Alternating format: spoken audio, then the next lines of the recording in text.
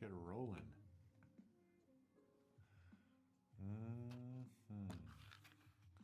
Only got 2 matches left here.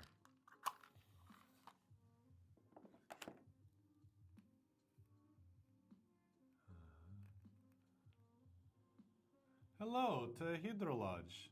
Always nice to see you here. Thank you for coming. Hello to Brownie. One of my favorite desserts. Welcome to today's live stream. Hello to Jardine Marion as well. Welcome to all of you. I'm just trying to set the Palo Santo here and then get to writing today. How's everyone doing this beautiful morning? Oh, I do like the sound of that sizzle. Can you hear that? Oh, yeah. Here we go. Nice. Smells like healing. Now, let's get to it. What is alive in me today?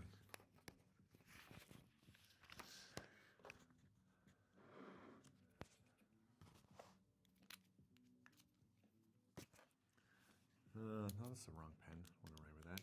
Yuck. This is the one I want. Today is April 2nd, 2025.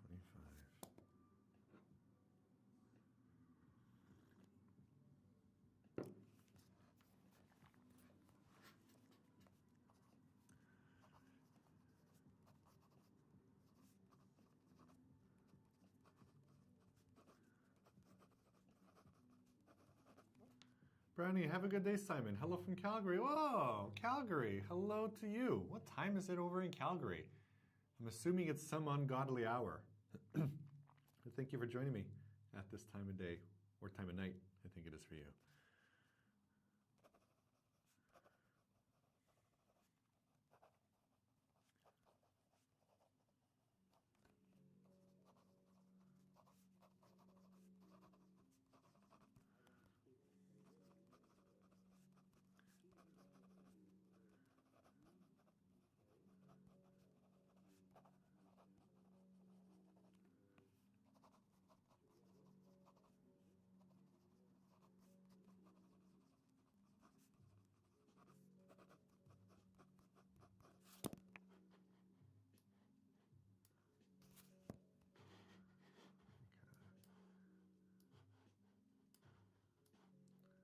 Ungodly hour is right, 1:30. Oof, that's rough. Any reason why you're up so late? I'd be happy to hear. I'd also be happier if you actually go to sleep. So hopefully this calm mood and a softer namaste voice can get you finally going to sleep, Brownie.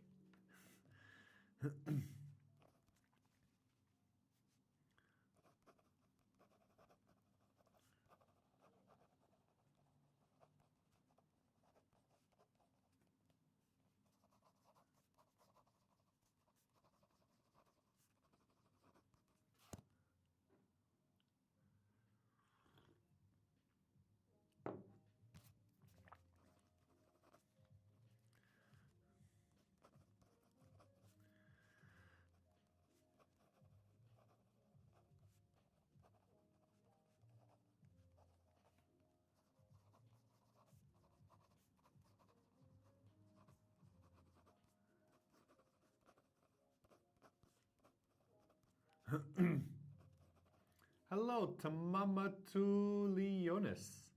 Welcome to today's live stream. Thank you for joining.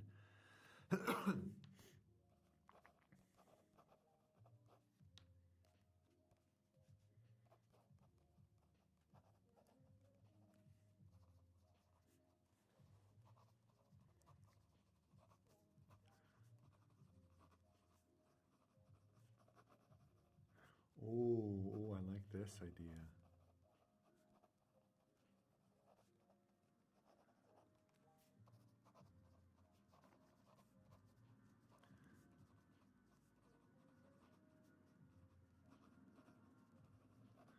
Man, I really gotta look this shit up. How do I not forget this? How do we see this intersection? HD.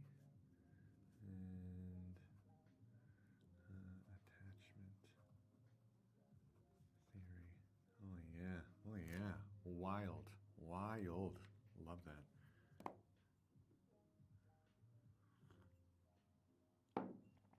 Okay.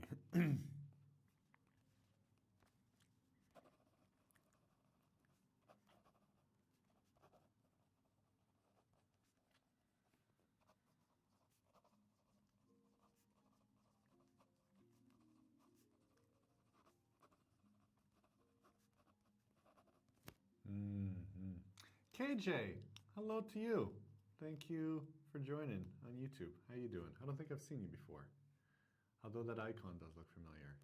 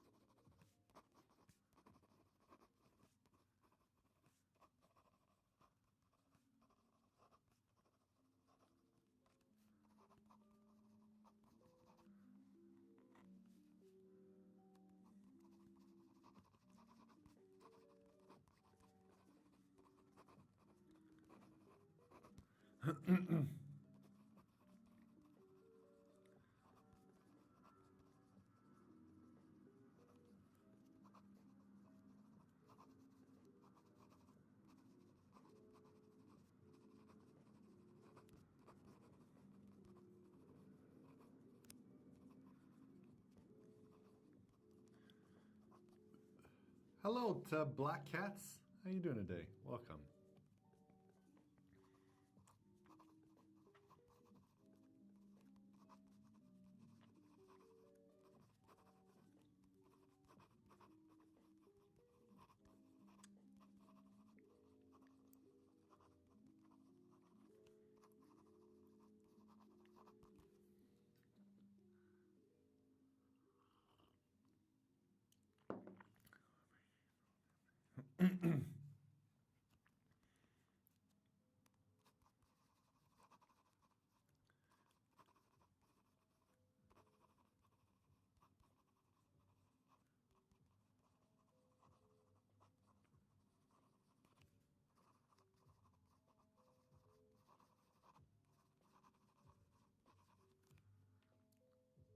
Oh, you burned Palo Santo. Sure have.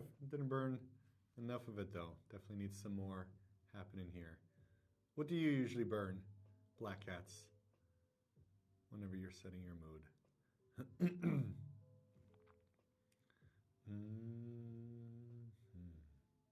Come on, come on. Let me get some more over here. Yeah, that's right. There you go. Love it.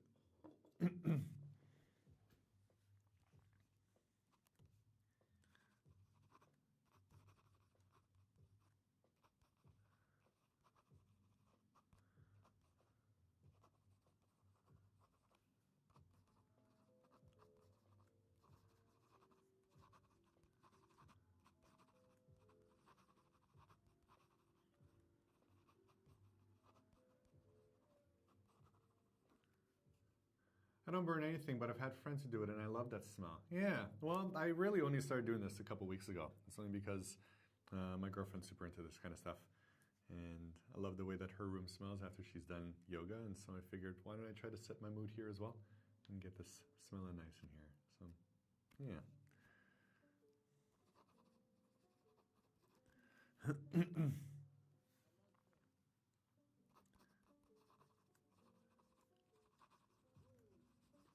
I guess just candles, scented candles at all, or just plain ones. These candles that I have right here aren't scented at all. They're plain. I used to have a scented one, but I ran out of it. I need to get some new ones.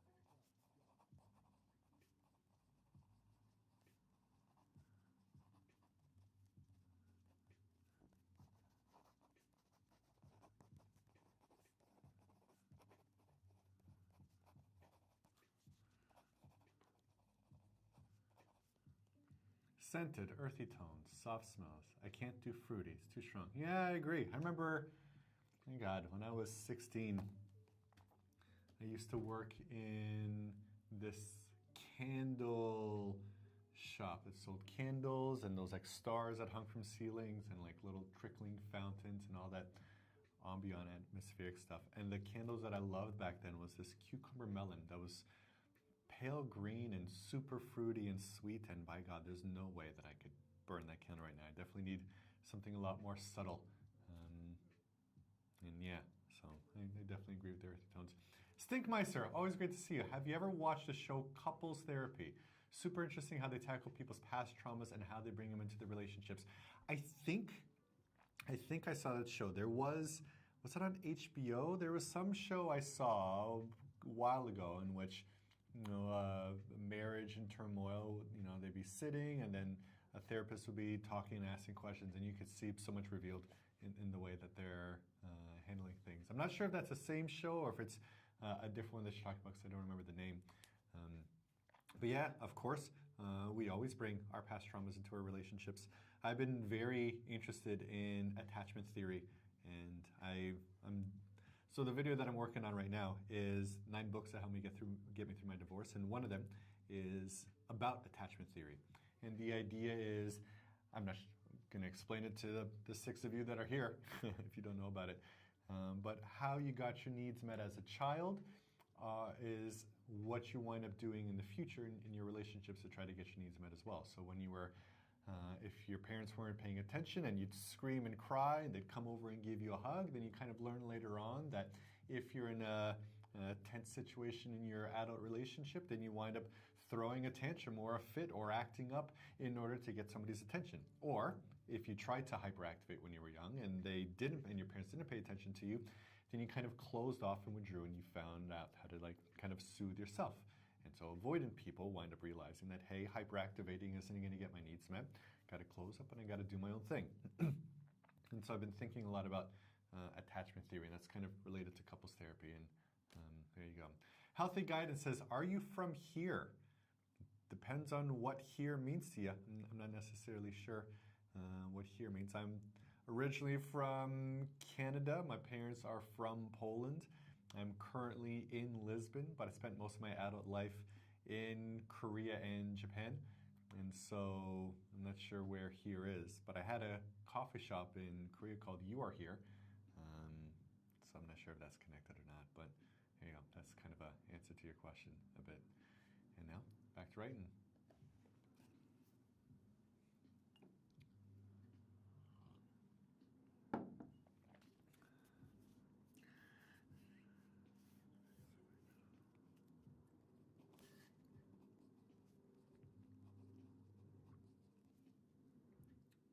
Really interesting. The show made me really want to delve inwards with a therapist work on myself. Stinkmeister, that's a beautiful thing. That's a beautiful. Oh my God, I changed the camera angle. It's a beautiful realization. Yeah, please. I do hope that you can spend the time. Fucking wrong angle. Dig inwards. Learn about yourself. There's a beautiful universe inside of you that's just waiting to be uncovered. Not that you haven't uncovered it, but a therapist can really ask you the right kind of questions and hold space with a sense of curiosity and mutual exploration. I think a lot of the relationships that we have with friends and family and whatnot, they're too busy to kind of really give a shit about what's really deeply happening inside of you, and they kind of just tell you, here's how you should be and here's what you should do, or they want to talk about themselves as well.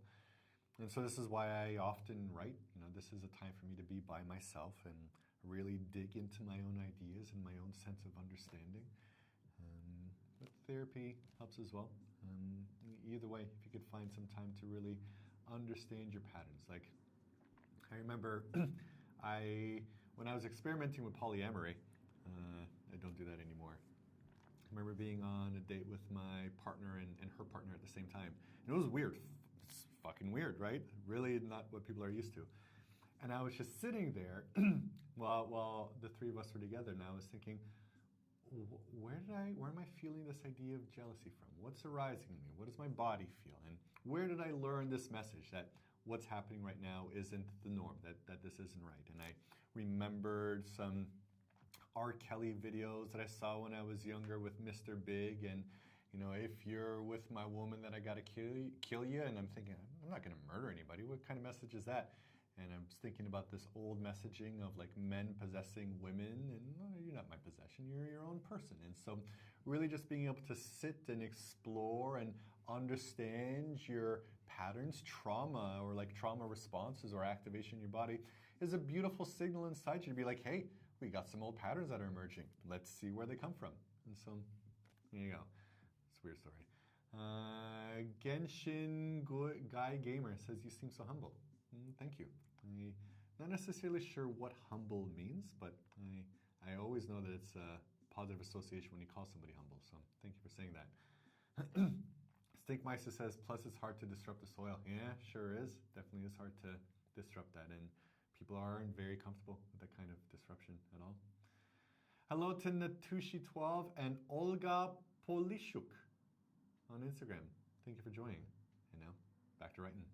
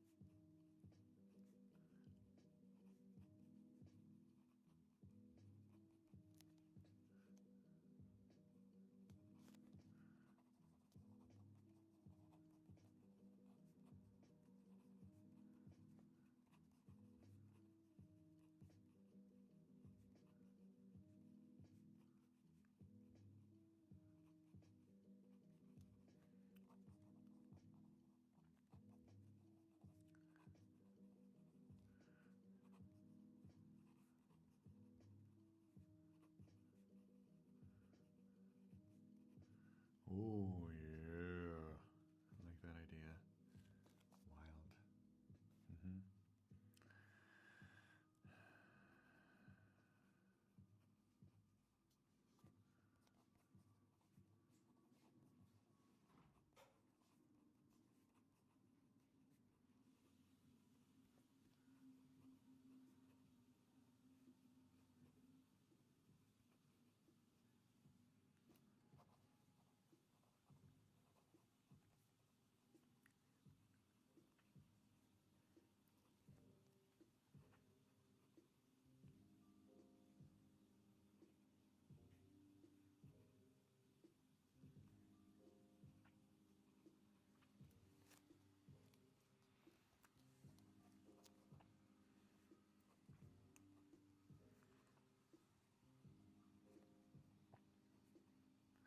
Mm-hmm.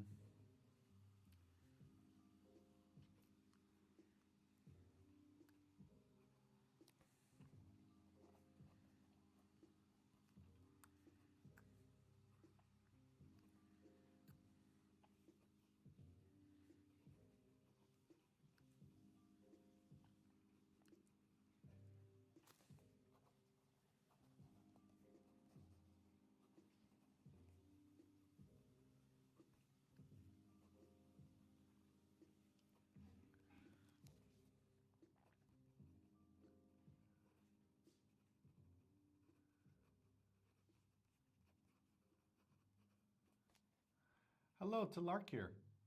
Pleasure to see you. Welcome to the live stream. Time limit on Instagram. Get the fuck out of here. Time limit for today. Why is this happening? Come on. There you go. I'm still here. Nice.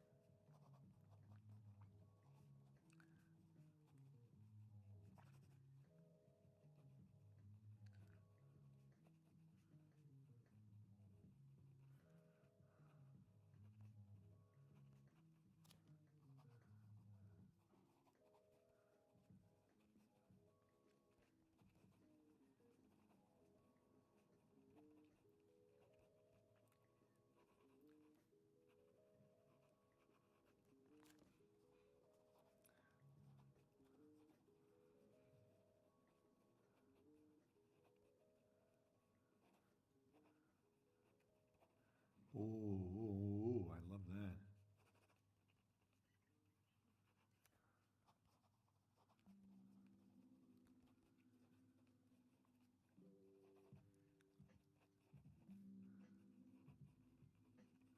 Oh, fuck yeah. Oh, that's really good. That's really good. Really good. Love that.